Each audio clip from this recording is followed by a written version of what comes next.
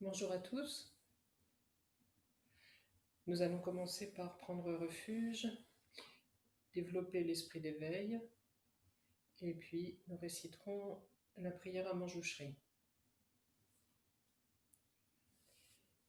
Sangye Shadam Sogye Shonam La Chanchu Partu Dani Kyapsuchi Dagi Jinso Gipe Senam Kye Tola Penchir Sangye Druparshu Sangye Shadam Sogye Shonam La Chanchu Partu Dani Kyapsuchi Dagi Jinso Gipe Sanam Ki Tola Penchir Sangye Druparasho Sangye Chadam Sogye Chonam La Chanshu Patu Dani Kyapsuchi Dagi Jinso Gipe Sanam Ki Tola Penchir Sangye Druparasho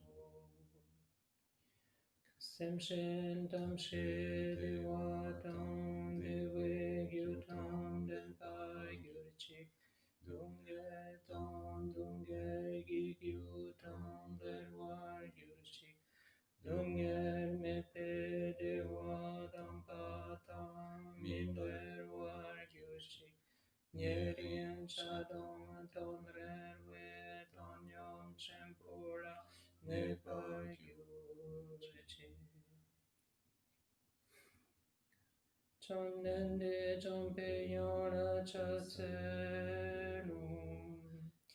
Kongi Lodre Drimni Drimter Nimdag Namdag Rapserui Jenye Dankun Jishe Seche Nike Tokarem Bangsi Kongdag Sipretsen Armari Mentom Dongye Jisirwe Dotsokina Bojita Se Yenten Gerse Tubeku Chudra Chudam Shuni Gentre Dalem Se Champe Yoladu Seden Kiki Genara Sergi Dalu Timuk Mimparap Sene Katan Tenche Shunum Topal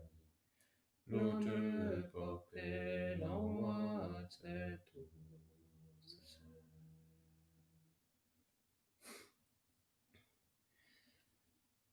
Donc nous voilà réunis pour poursuivre l'étude du Quechuk, ou traité intitulé L'entrée dans la voie des pandits. Donc qu'est-ce qu'un pandit ? C'est à la fois quelqu'un qui a une vaste érudition et aussi une réalisation liée à cette érudition. Ce qu'il sait intellectuellement, il le met en œuvre dans son expérience. Ce traité a été composé par un maître et érudit tibétain, le premier Mipam Rinpoché, né en 1844 et décédé en 1911. Donc, Mipam Rinpoché était un très grand maître et érudit qui avait non seulement une très vaste connaissance du Dharma, mais aussi une réalisation des enseignements et de grands accomplissements. Il a eu notamment pour disciple Dilgo Khyentse Rinpoché, qui a écrit une biographie de Mipam Rinpoché intitulée Lion de la parole. Donc, cette biographie est disponible en français.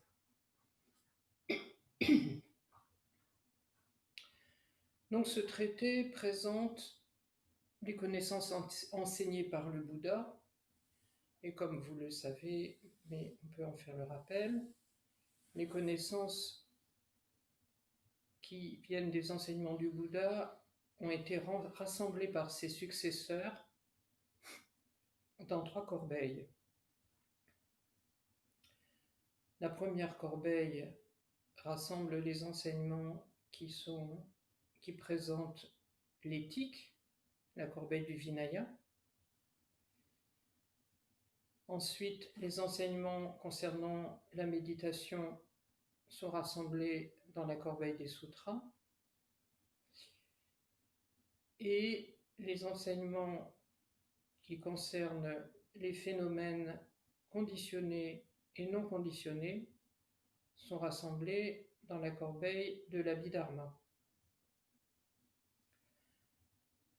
Ce traité de l'entrée sur la voie des pandits expose les connaissances relatives à cette 3e corbeille, à savoir les phénomènes conditionnés et non conditionnés. Cette 3e corbeille, je ne sais pas si je l'ai dit, c'est la corbeille de l'Abhidharma. Et en fait, il y a 2 Abhidharmas qui présentent donc ces connaissances selon 2 vues. Celle du bouddhisme Theravada, ou véhicule de base, et celle du bouddhisme Mahayana. Et dans l'entrée sur la voie des pandits, ces 2 vues sont présentes dans tout ce que présente Mipam Rinpoché. Donc quel est l'objectif du traité ? C'est de mettre à la disposition des pratiquants débutants les connaissances nécessaires pour obtenir une compréhension intellectuelle de l'absence de soi. Cette compréhension est indispensable en fait pour pouvoir ensuite méditer sur de bonnes bases et ainsi, grâce à la méditation, pouvoir réaliser cette absence de soi et obtenir la libération définitive du cycle des existences. Ce traité comporte 3 parties. La première partie comprend 10 thèmes. La deuxième partie expose les 4 sceaux. Et la troisième partie, les 4 connaissances parfaites. Nous en sommes donc à la première partie. Nous avons déjà étudié les 4 premiers thèmes, les agrégats, les dhatus, les ayatanas et l'apparition en dépendance. Cette fois-ci, Jigme Rinpoché nous a demandé de restituer le 8e thème, à savoir les 4 vérités des nobles. Et donc, pendant ces 6 jours que nous allons passer ensemble, nous étudierons la première de ces vérités, la vérité du mal-être. Avant de laisser la parole à Olivier, j'ajoute une précision pour les nouveaux venus. En fait, nous ne sommes pas des enseignants, nous sommes des étudiants en apprentissage. Il y a quelques années, nous avons reçu des explications sur ce traité par Khenpo Chödrak Rinpoché, qui est un des grands Khenpo ou érudits de la lignée Kagyu, à laquelle appartient le centre d'Akpo Kagyu-Ling. Donc Jigme Rinpoché a demandé aux étudiants qui avaient reçu ces explications de s'entraîner à les restituer. Pourquoi ? En fait, c'est une des meilleures méthodes pour étudier. En effet, en tentant de redonner à d'autres les explications reçues, de nombreuses questions s'élèvent qui n'auront pas forcément été vues quand on étudie sans restituer et qui amènent à approfondir l'étude encore et encore. Et d'ailleurs, Jigme Rinpoche encourage tous ses étudiants à étudier de cette façon, c'est-à-dire restituer en groupe devant les autres ce qu'on étudie, parce que cela a l'avantage de mettre en lumière ce qu'on n'a pas compris et donc de clarifier en posant des questions. Donc nous allons étudier ensemble pendant 6 jours en raison d'1h30 à peu près chaque jour. Et donc maintenant je vais laisser la parole à Olivier.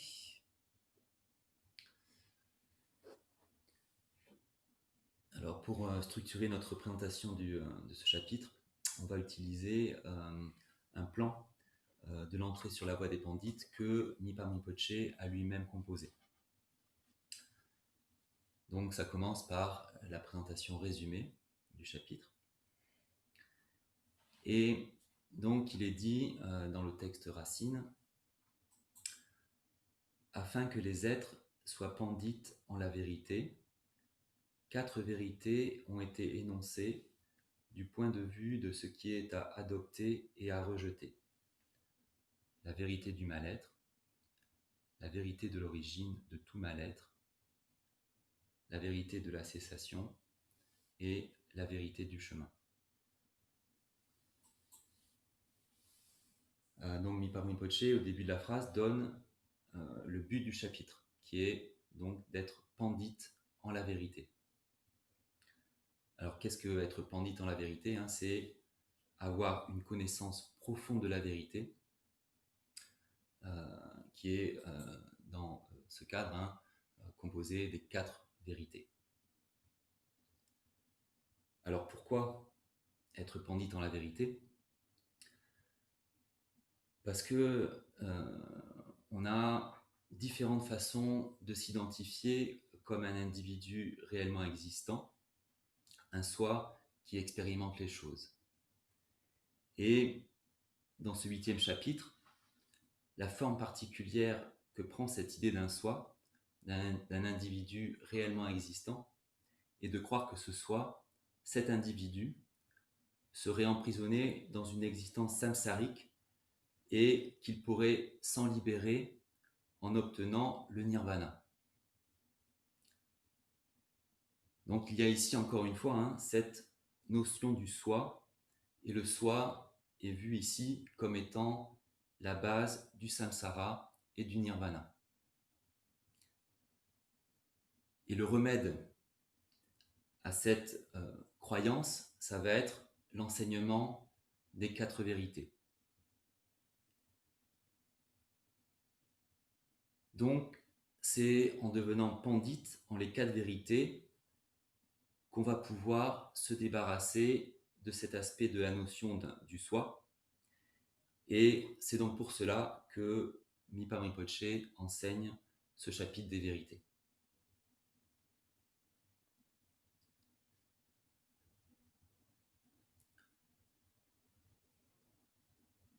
Ensuite, il est dit dans la phrase, 4 vérités ont été énoncées du point de vue de ce qui est à adopter et à rejeter.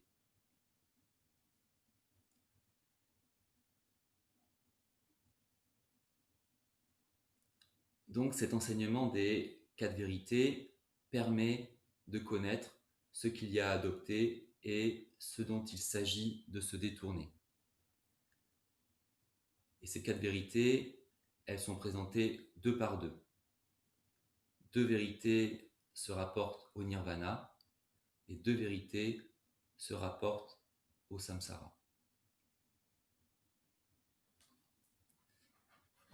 Les 2 vérités qui se rapportent au nirvana sont la vérité de la cessation et la vérité du chemin. Et en fait, donc, c'est en pratiquant le chemin que ce résultat, le nirvana, est atteint. Ce qui est à adopter, c'est la libération et l'état d'omniscience. Et quelles en sont la cause et le fruit? C'est le chemin et la cessation. Et en fait, il n'y a personne, il n'y a pas de soi qui adopte cela. Ensuite, ce dont il s'agit de se détourner, c'est du mal-être et de l'origine de tout mal-être.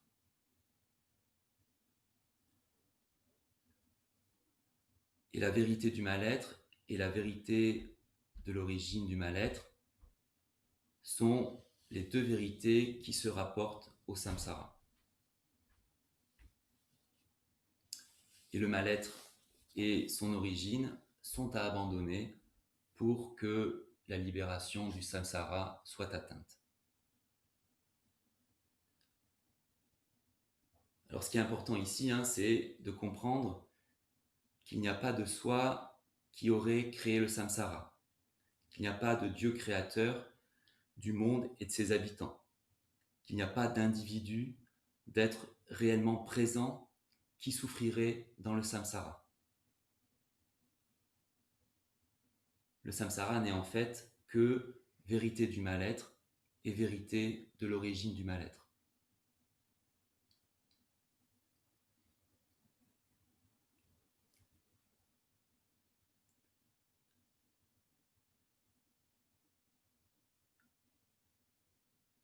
Alors il est dit dans la phrase aussi que ces 4 vérités ont été énoncées. Donc, qui a énoncé ces vérités en fait? Donc c'est en fait le Bouddha Shakyamuni.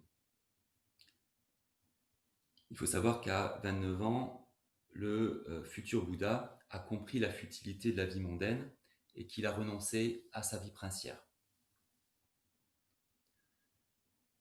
Alors, il a d'abord pratiqué pendant 6 ans différents types de méditation sur la base d'une ascèse extrême et il a ainsi réalisé tous les samadhis en lien avec ses pratiques. Mais il a vu les limites de ces méditations enseignées à l'époque et il a donc continué à méditer sous l'arbre de la Bodhi et il a ainsi réalisé l'éveil. Après avoir atteint l'éveil, il a gardé le silence pendant 7 semaines. Puis ensuite, il a marché jusqu'au parc des Gazelles à Sarnath. Ce parc, en fait, était un lieu particulier où vivaient et pratiquaient de très nombreux rishis, c'est-à-dire des renonçants.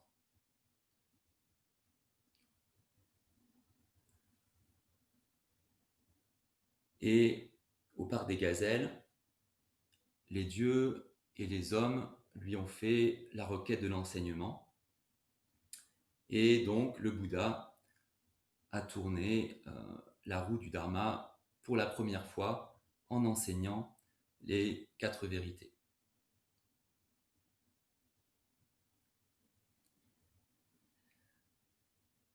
Et dans notre ère, il y a 3 Bouddhas qui ont précédé le Bouddha Shakyamuni. Et ces 3 Bouddhas ont également tourné la roue du Dharma pour la première fois à Sarnath, au parc des Gazelles.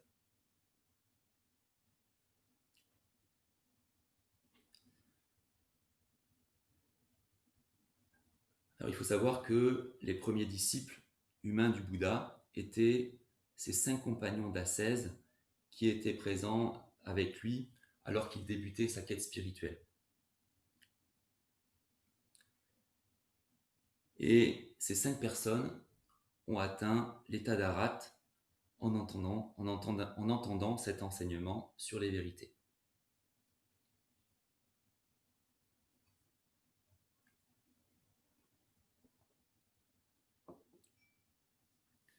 Et par la suite, d'autres disciples du Bouddha Shakyamuni ont également atteint l'état d'Arat juste après avoir entendu l'enseignement au parc des Gazelles ou au cours de leur vie. Et tous ces disciples étaient initialement des pratiquants de l'hindouisme.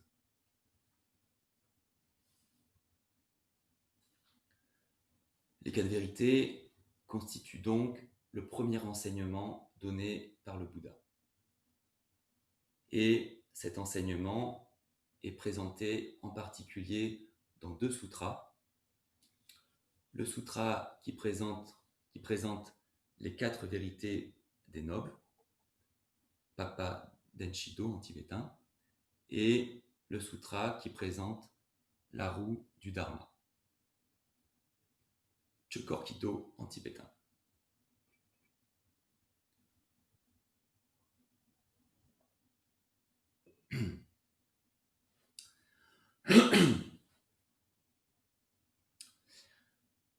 Alors nous allons maintenant présenter brièvement chacune des quatre vérités. Alors on va commencer par la vérité du mal-être.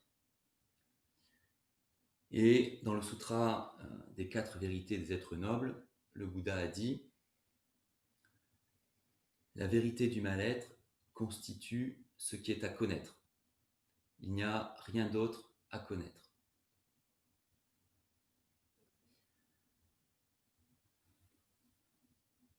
En fait, si nous voulons comprendre la réalité du samsara, nous devons comprendre ce qu'est la réalité ou la vérité du mal-être. Quelle que soit l'existence samsarique concernée, qu'il s'agisse des enfers, qui est donc la pire des existences samsariques, ou du quatrième niveau du sans-forme, qui est nommé sommet de l'existence, et qui est la plus haute de toutes les existences samsariques, il ne se trouve dans toutes ces existences que du mal-être. Donc, en fait, bien que les êtres ne souhaitent pas souffrir, en fait, ils ne rencontrent que du mal-être.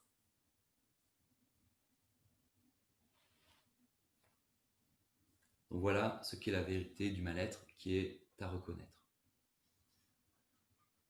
Ensuite, il y a la vérité de l'origine du mal-être.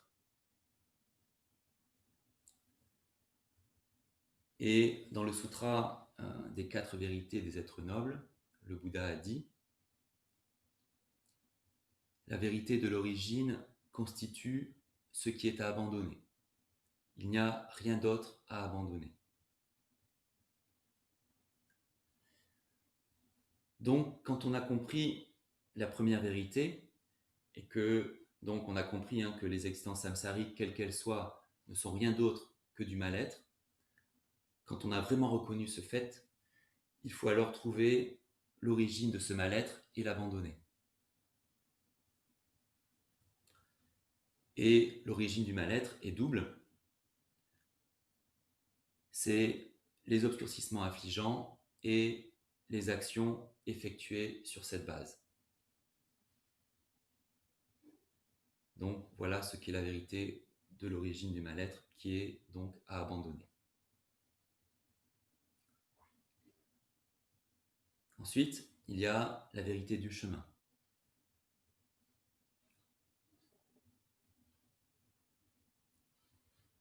Et Khenpo Rinpoche nous explique que le plus important quand on pratique le chemin bouddhiste, c'est de ne pas laisser son corps, sa parole et son esprit suivre l'influence des obscurcissements affligeants.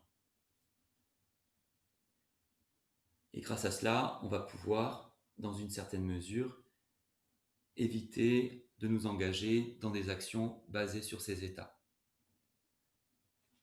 Et moins on se laisse influencer par les obscurcissements affligeants, et moins on agit sur cette base, plus on va pouvoir progresser sur le chemin.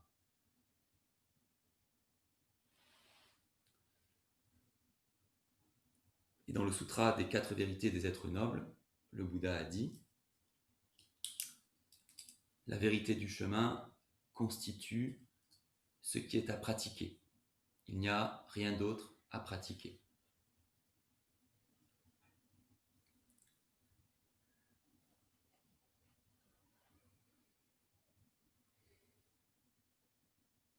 Et pratiquer le chemin prend du temps, comme le montre la biographie du Bouddha lui-même. Le Bouddha n'a pas atteint l'éveil instantanément, mais il a pris naissance dans tous les niveaux d'existence du samsara.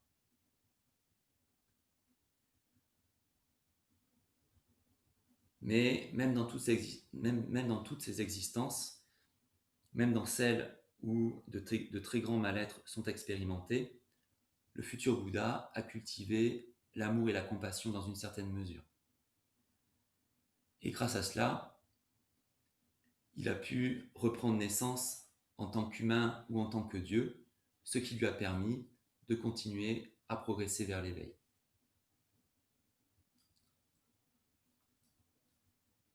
Quant à nous, on a pris naissance en tant qu'être humain, ayant rencontré l'enseignement du Bouddha Shakyamuni, et donc c'est une chance à ne pas gaspiller.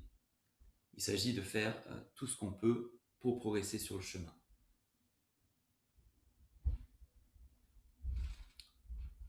Donc voilà, en ce qui concerne la vérité du chemin qui est à pratiquer.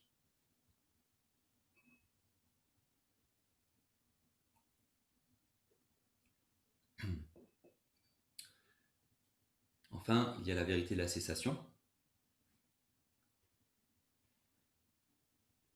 Et donc, ici, Khenpo Rinpoche nous explique que actuellement, on a pris naissance en tant qu'être humain et on a rencontré l'enseignement du Bouddha Shakyamuni. Et donc, il nous dit que on ne devrait pas gaspiller cette opportunité, mais faire tout ce qu'on peut pour réaliser des progrès sur le chemin. Et ainsi, dans une vie future, on sera capable d'atteindre la cessation des renaissances dans les existences samsariques.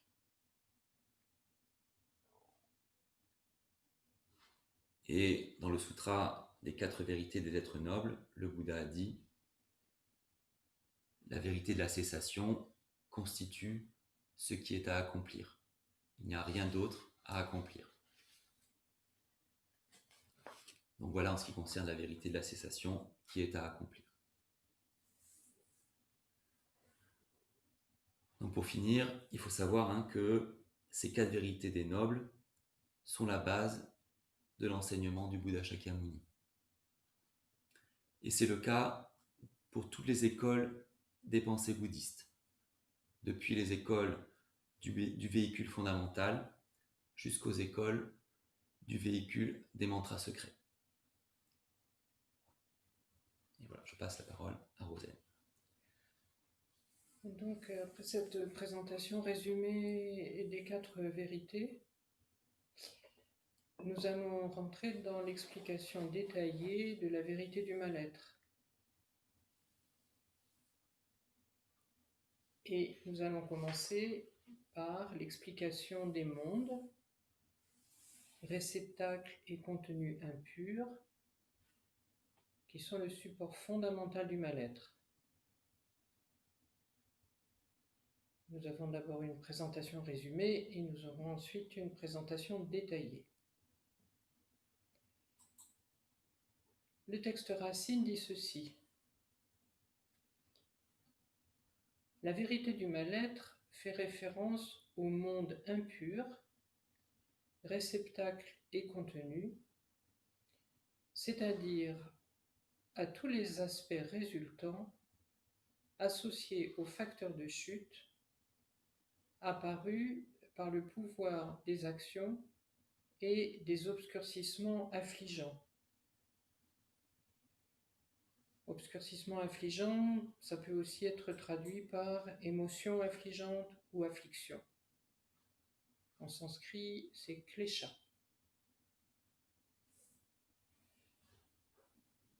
Donc, quelle est la base sur laquelle repose cette vérité du mal-être? Il s'agit des mondes réceptacles impurs et de leur contenu. Et quand on parle du contenu de ces mondes, on veut dire les êtres sensibles qui habitent ces mondes, les êtres sensibles impurs. Ces deux, en effet, le réceptacle, le monde réceptacle et son contenu, les êtres, sont établis par la force des actes et des obscurcissements affligeants. Pourquoi on parle de monde et d'êtres impurs? C'est parce qu'ils apparaissent par le pouvoir de ces obscurcissements affligeants et des actions qui en découlent. Impur, on pourrait aussi le traduire par contaminé. Donc les êtres et le monde sont contaminés par les obscurcissements affligeants. Et quand on dit cela, il n'y a pas de jugement moral, c'est juste une constatation, c'est juste une observation. Alors bien sûr, s'il existe des mondes dits impurs, il existe aussi des mondes purs et des êtres purs. Et ces mondes sont dits purs justement parce qu'ils ne résultent pas des obscurcissements affligeants, mais ils résultent des aspirations et des mérites qui ont été effectués dans le contexte de l'éveil.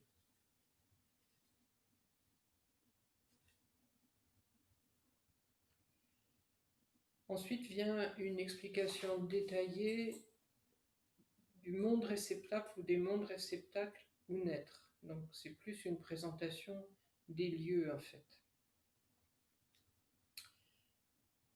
Ce que dit le texte Racine, c'est ceci. Concernant le monde réceptacle ou naître,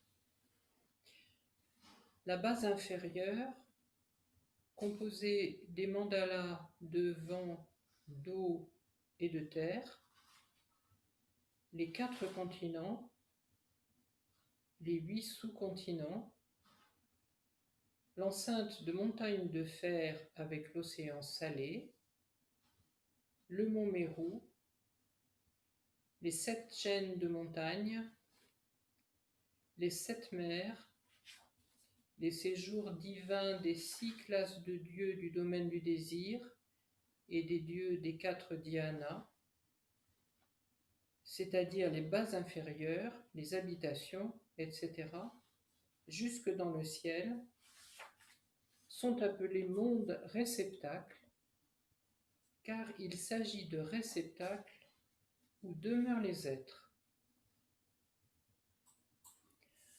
Alors, bien sûr, cette présentation du monde n'est pas habituelle à notre époque.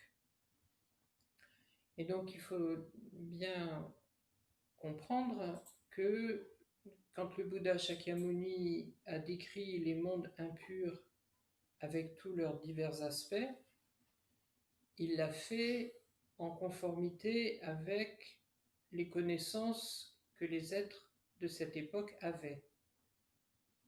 Il s'est ainsi adapté à leur façon de penser et ces explications ont été transmises il y a 2600 ans à peu près, et donc c'est important de les replacer dans le contexte de cette époque.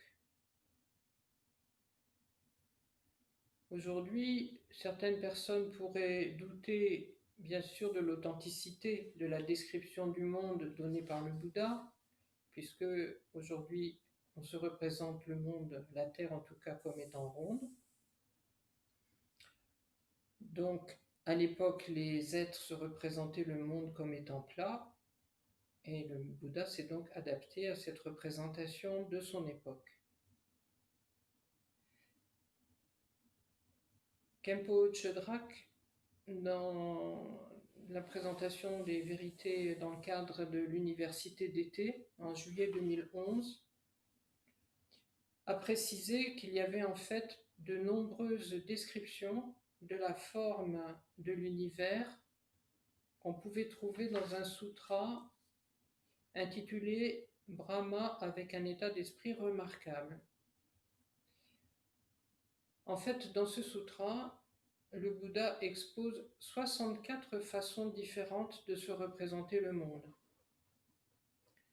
Et ce que précise le Bouddha et qu'il est important de garder à l'esprit tout au long de ses descriptions, c'est que ces représentations, ce sont juste des états d'esprit qui sont en relation avec le karma des êtres selon les différentes époques.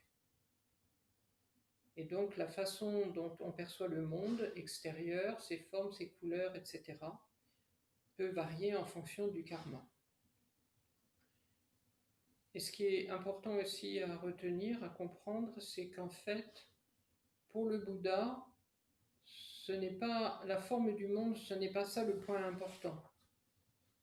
Le point vraiment important, le plus important, c'est de faire comprendre que ce monde impur, peu importe sa forme, est le résultat des obscurcissements affligeants et des actions.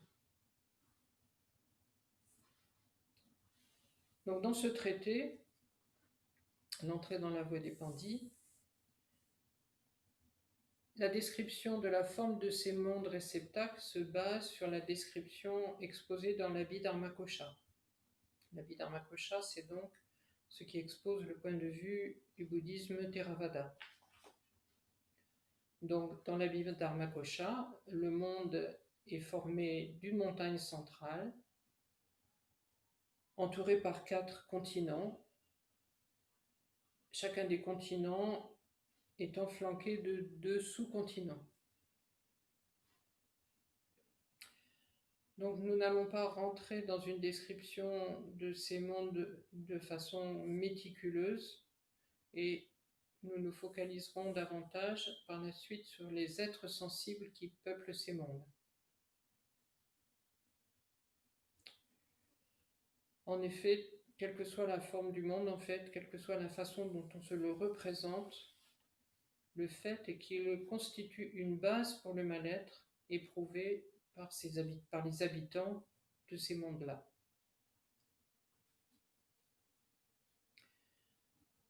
Donc, dans un premier temps, un monde impur va être présenté en fonction de ses niveaux. Donc, un monde impur se compose de 3 niveaux principaux. Donc, un niveau souterrain, ce qui veut dire en fait ce qui est à l'intérieur de la Terre ou sous la Terre, le niveau de la surface et le niveau au-dessus de la surface. Ces niveaux forment ce que l'on appelle aussi les 3 domaines. Le domaine du désir, le domaine de la forme et le domaine du sans forme.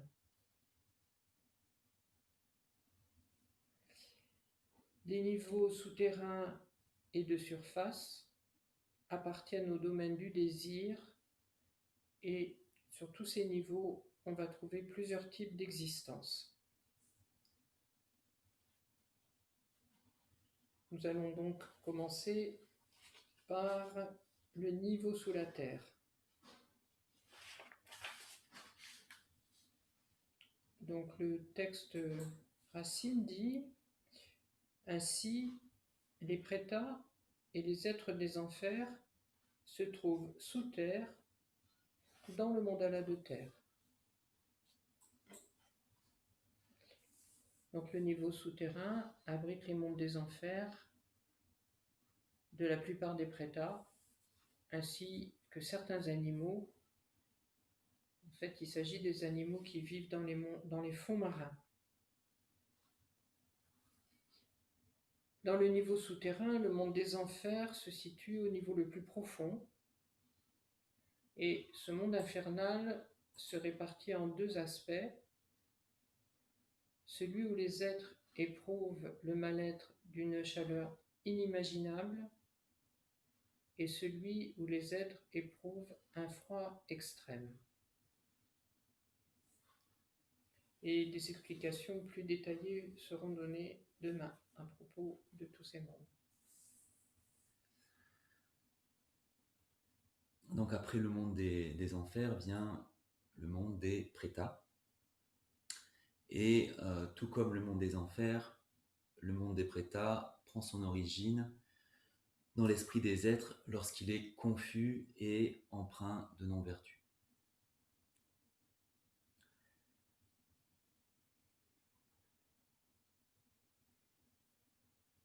Et comme dans le monde des enfers, hein, dans le monde des prétas, le mal-être enduré est inconcevable. Mais là, dans le monde des prétas, en fait, le mal-être va porter principalement sur la faim et la soif.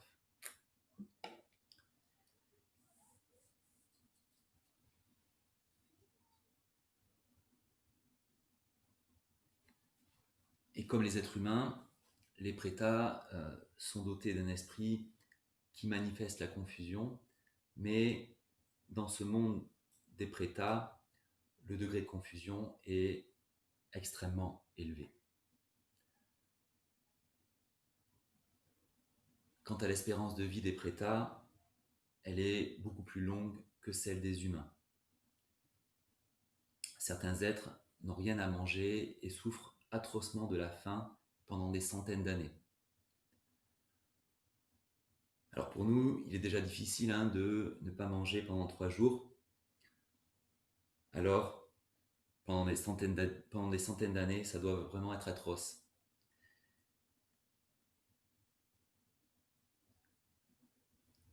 Donc les sensations de mal-être que les prétas expérimentent sont vraiment extrêmes.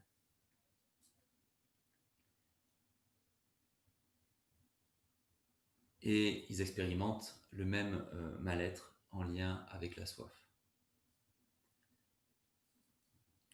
Et parfois, des mirages se produisent à cause de leur tendance karmique. Les prétas peuvent voir par exemple un immense océan. Ils se rendent alors sur le rivage pour étancher leur soif, mais au moment où ils essaient de boire, l'océan devient un immense désert et il n'y a en fait rien à boire. Et les sensations de faim et de soif qu'ils éprouvent ne sont que le résultat de leurs actions passées néfastes, rien de plus. Et l'intensité de mal-être n'est pas identique, elle varie au sein des prétas.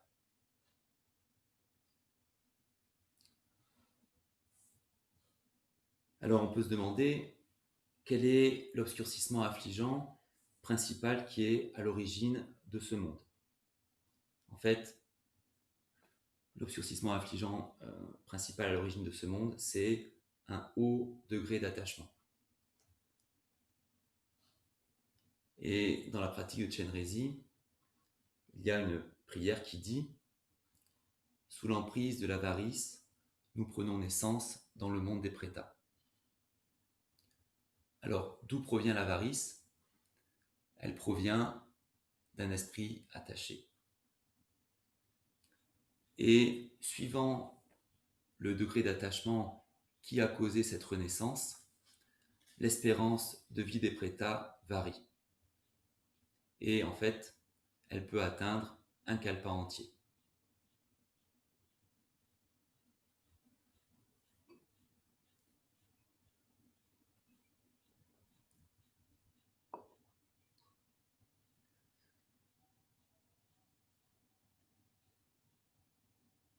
Donc, après les prétas et les êtres des enfers, vient le monde des animaux.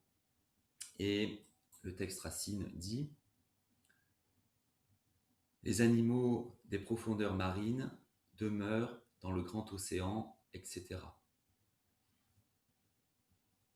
La plupart des animaux disséminés vivent sur terre, dans l'eau, dans les arbres, etc., dans les séjours divins, humains, nagas, etc. »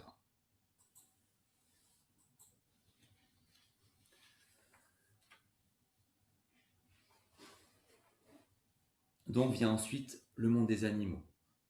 Alors certaines espèces vivent dans les profondeurs de l'océan, les lacs ou les rivières, et d'autres demeurent sur la surface de la terre.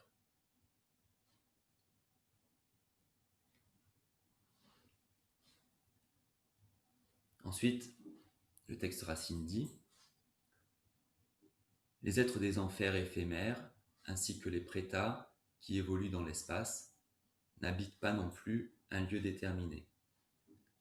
Ils demeurent sous terre, dans des lieux humains, etc. »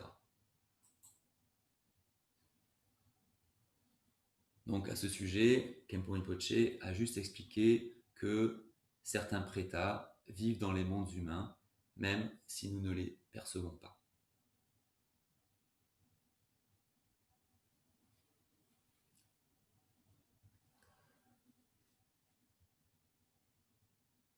Ensuite, le texte racine évoque le monde réceptacle des asuras. Et donc il est dit dans le texte,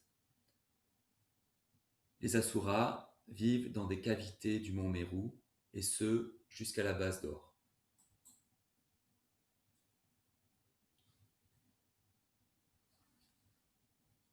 Alors il faut savoir qu'il existe différents types d'asuras, ou de demi-dieux.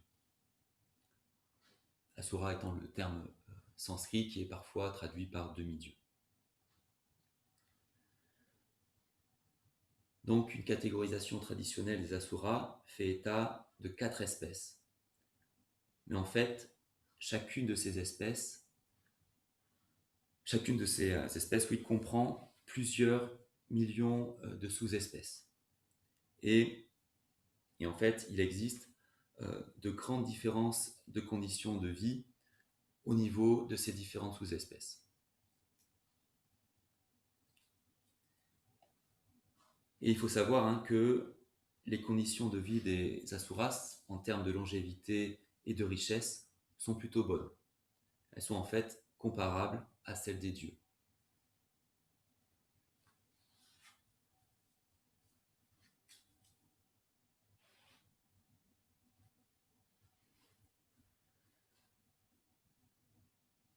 Ensuite, le texte racine nous dit « La plupart des nagas vivent dans l'océan, les mers paradisiaques, etc.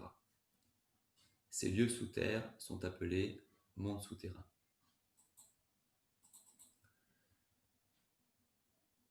Donc il y a une autre catégorie d'êtres qui résident dans le monde souterrain, ce sont les nagas. Et ces êtres résident principalement dans de grandes étendues d'eau, comme des océans ou des lacs. Mais ils peuvent aussi résider dans des régions localisées sur la surface de la Terre. Donc voilà, nous en avons terminé avec le monde souterrain. On fait 5 minutes de pause. On fait une petite pause méditative.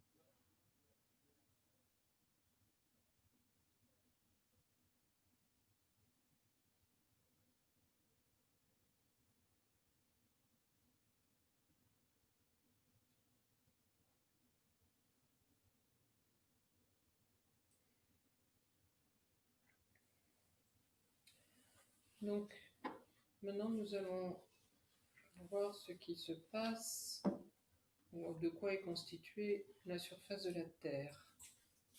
Et le texte racine dit ceci. Les humains vivent sur les 4 continents et les 8 sous-continents.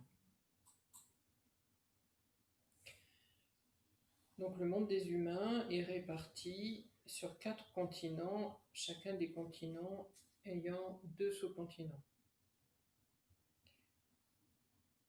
Selon les lieux où vivent ces humains, ils ont des aspects, des durées de vie, des capacités différentes.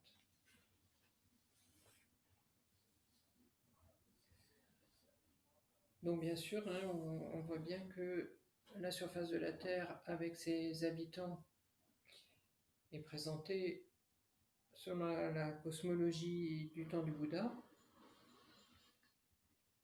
Donc avec une Terre, un monde qui était vu comme un disque plat avec une montagne centrale, et dans chacune des 4 directions cardinales se trouvent donc les continents humains avec leurs sous-continents.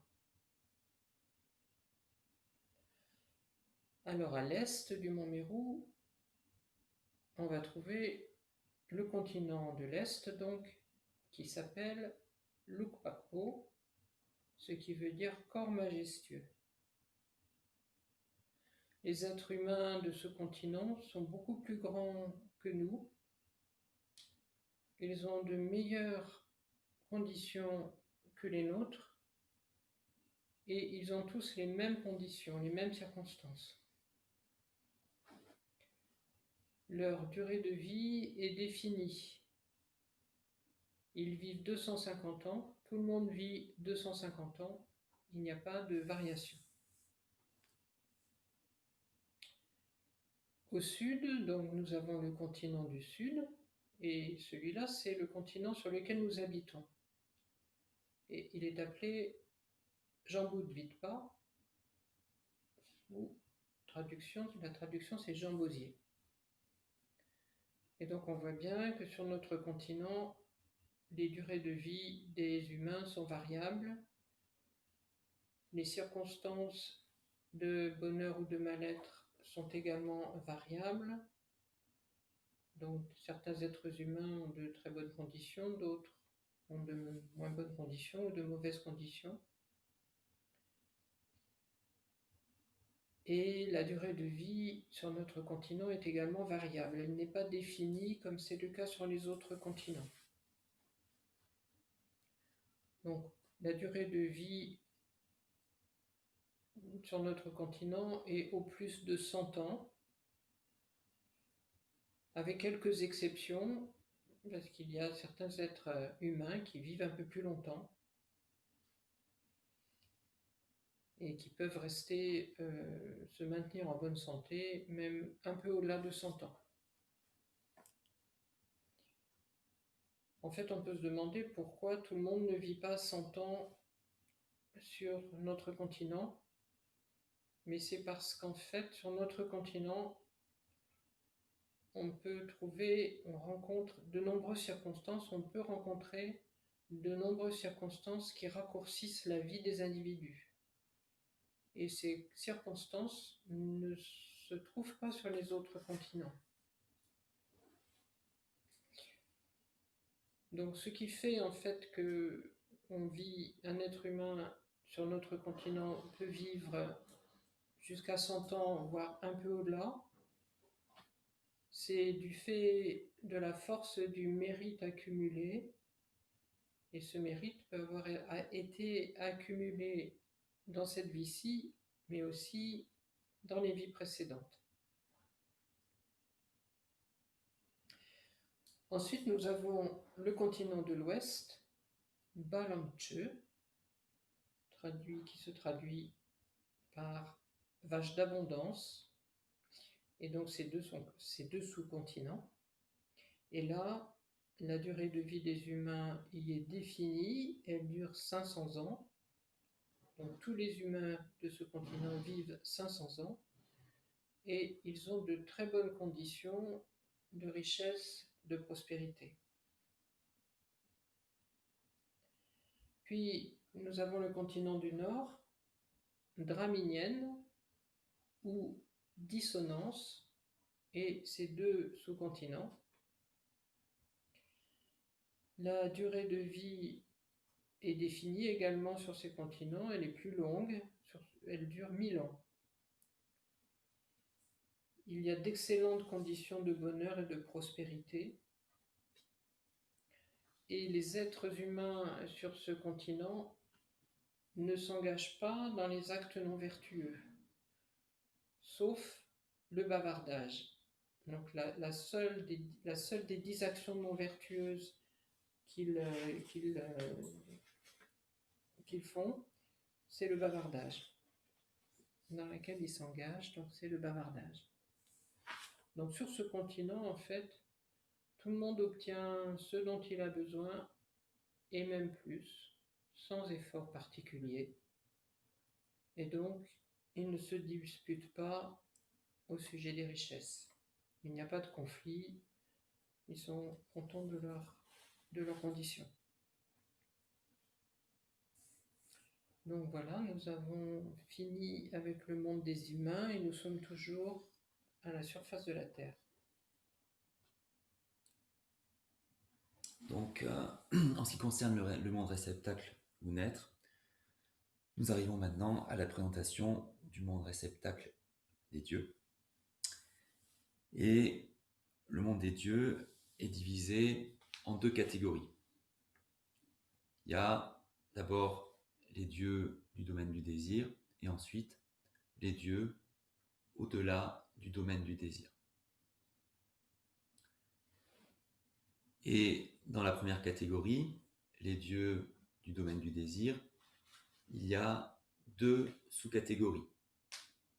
Les dieux qui demeurent sur la surface de la terre et les dieux qui se trouvent au-dessus de la surface de la terre.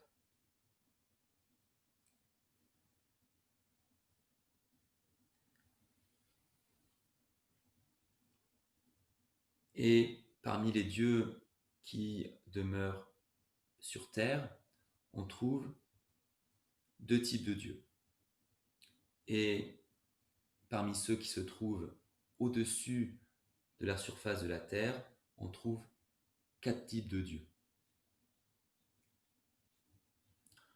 Donc, en tout, les dieux du domaine du désir sont répartis en 6 types de dieux.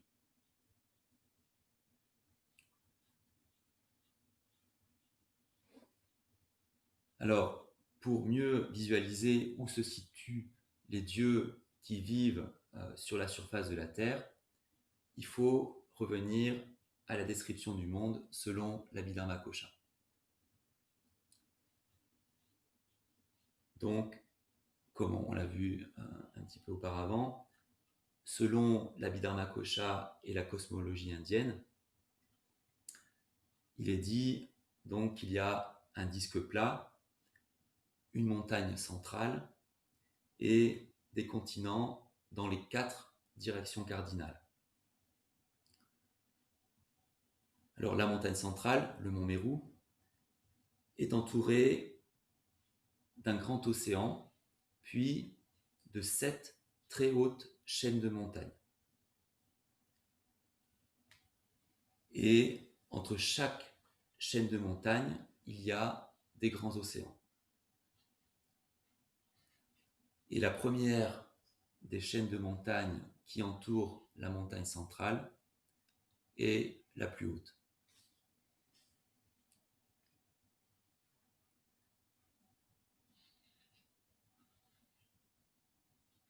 Et sur les flancs du mont Meru, il y a 4 terrasses.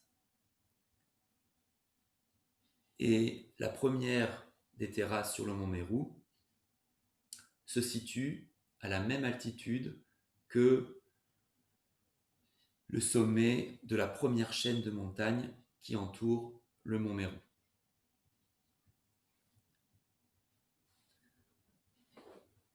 Donc, avec ça en tête, on va pouvoir un petit peu mieux comprendre où se situent donc les deux premiers types de dieux du monde du désir, donc qui se trouvent sur la surface de la Terre.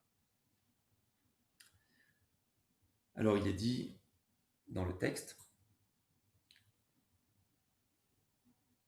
parmi les 6 classes de dieux du domaine du désir, les dieux du royaume des 33 vivent au sommet du mont Méru, et les dieux de l'assemblée des 4 grands rois vivent sur les 4 terrasses du mont Méru, sur les crêtes des 7 chaînes de montagnes, sur la base du vent du Gola, etc.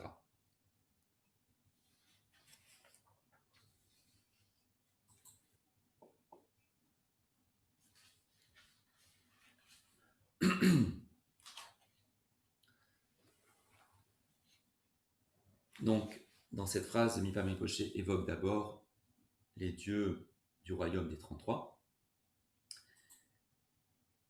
Et donc, il dit que les dieux du royaume des 33 vivent au sommet du mont Méru.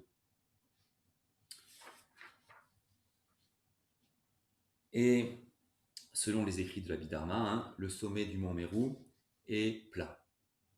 Et c'est une région très vaste, beaucoup plus grande que le continent Zambuling sur lequel nous vivons. Et donc c'est sur ce sommet du mont Méru qui est plat que le premier type de dieux du domaine du désir qui vivent sur la surface de la Terre se trouve.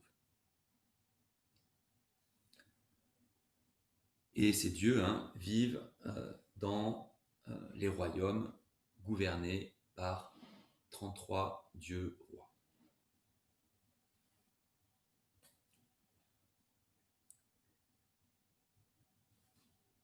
Ensuite, il y a le deuxième type de dieux qui vivent sur la surface de la Terre, et il s'agit des 4 grands rois des 4 directions, ainsi que leurs sujets.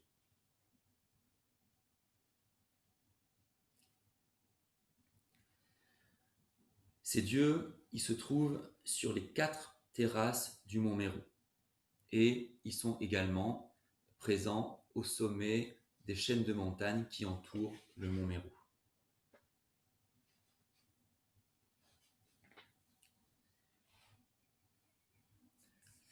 Et il faut savoir qu'à l'entrée des temples bouddhistes tibétains, sur les murs, se trouvent toujours des peintures qui représentent les 4 grands rois des 4 directions.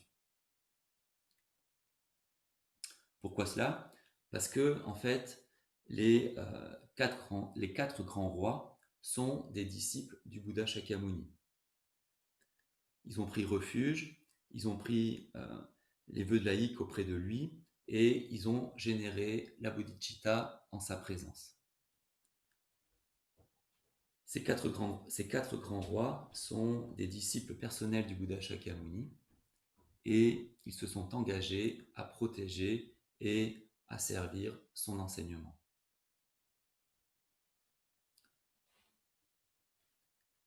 Et dans les temples tibétains, quand les membres de la communauté monastique font des rituels, très souvent, les images de ces 4 grands rois sont placées dans les 4 directions.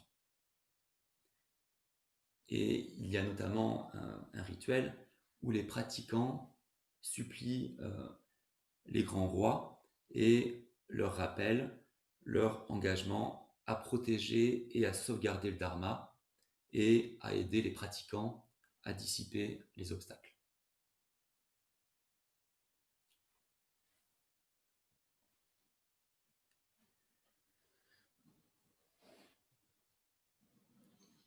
Ensuite, il est dit dans le texte Racine, tous ces lieux sont appelés mondes terrestres. Dans le ciel, au-dessus du royaume des 33, les 4 autres séjours des dieux du domaine du désir, l'un au-dessus de l'autre, le ciel hors conflit, etc.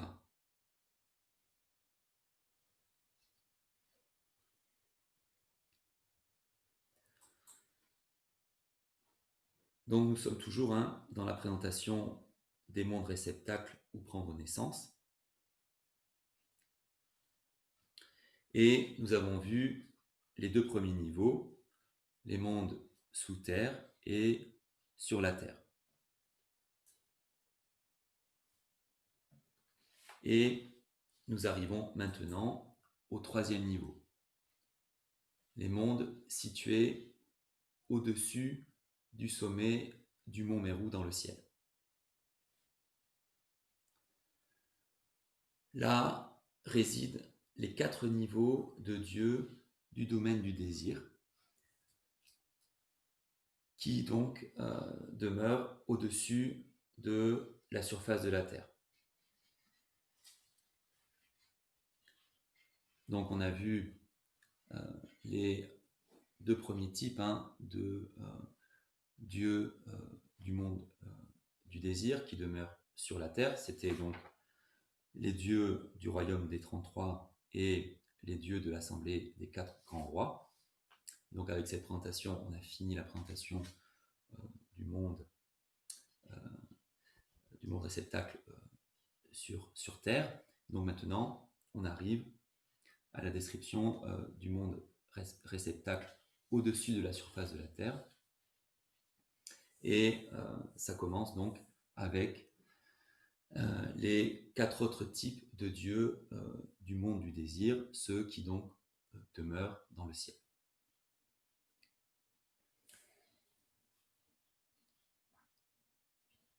Et les dimensions en fait de ces niveaux d'existence qui se trouvent dans le ciel sont bien supérieures à celles de notre monde.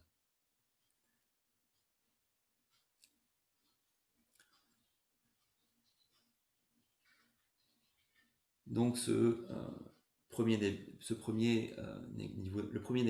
niveau d'existence que l'on trouve dans le ciel, c'est d'abord donc le ciel hors conflit.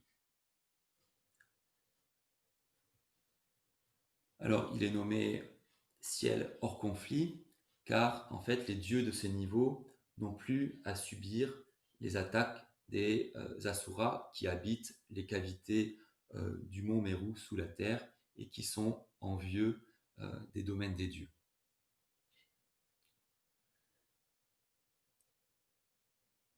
Les asuras n'ont pas la capacité d'accéder à ce niveau, si bien que ces dieux, contrairement aux dieux qui habitent les niveaux terrestres, vivent en paix. Et la durée de vie et les conditions des dieux du ciel hors conflit sont supérieures à celles des dieux précédents.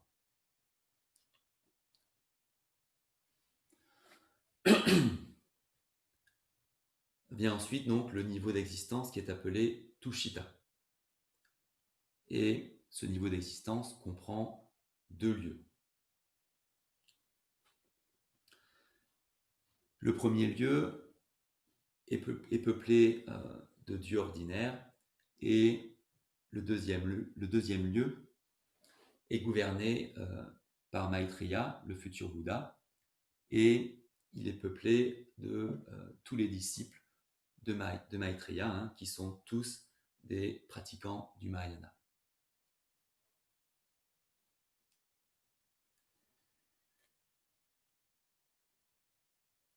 Et la durée de vie et la prospérité des dieux ordinaires de la première partie de Tushita sont encore supérieures à celles des dieux précédents.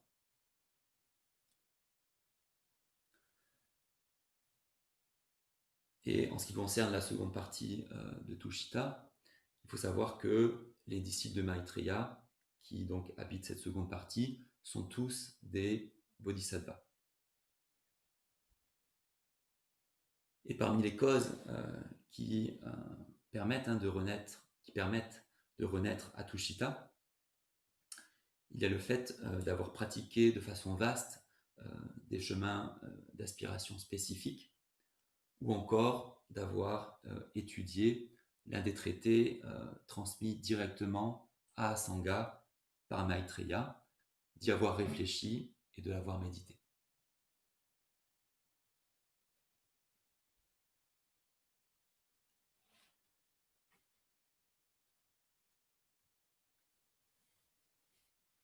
Donc ensuite, donc là on a vu les deux premiers types de dieux du monde du désir qui sont présents dans le ciel. Et donc ces deux types, c'était donc le ciel hors conflit et Tushita. Et donc maintenant on arrive au troisième niveau d'existence, donc des dieux qui sont présents dans le ciel, et ce niveau est appelé délectation des émanations. Et il semble qu'à ce niveau, les dieux aient le pouvoir de manifester de très beaux jardins et de très belles demeures.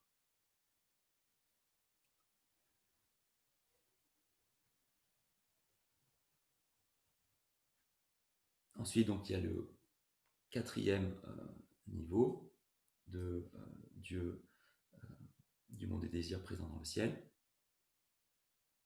Et ce niveau s'appelle maîtrise des émanations.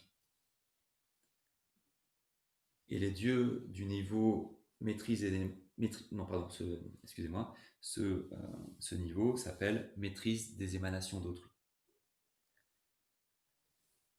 Il faut savoir que les dieux du niveau maîtrise des émanations d'autrui ont les mêmes capacités que les dieux qui sont présents dans le niveau délectation des émanations, mais en plus, ils permettent aux autres dieux de leur niveau de jouir de toutes ces magnifiques manifestations.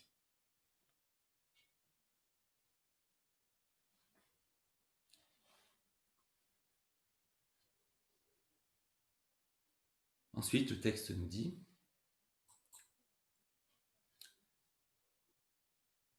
et au-dessus s'étagent les 17 séjours du domaine de la forme, depuis le ciel assemblé de Brahma jusqu'à Akanishta. Dans le domaine du sans forme, il n'y a pas de lieu distinct. Cependant, tous ces lieux sont appelés mondes célestes.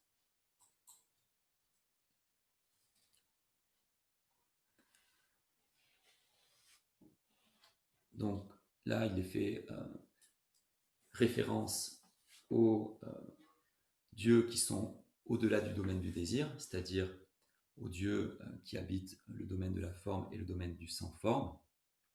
Et le domaine de la forme et le domaine du sans forme seront expliqués plus tard. Donc voilà pour les explications de cette première journée. Et nous vous donnons rendez-vous demain pour la suite de la restitution. Nous allons donc dédier le mérite qui a été accumulé lors de ces explications et de cette écoute. Sonam diye tamshe zipani tomne nyepe tonam panchene kega nachi bala chupai sipe tsole towa shu champel pawe jita kenpa kuntu sampo te yan te shinte te da klingi jesu daloji ewa dita tamshe ratu Sangye kusum nyepe jinaptam chuni mingyu denpe jinaptam genju nyeche denpe jinaki jita mowa manadru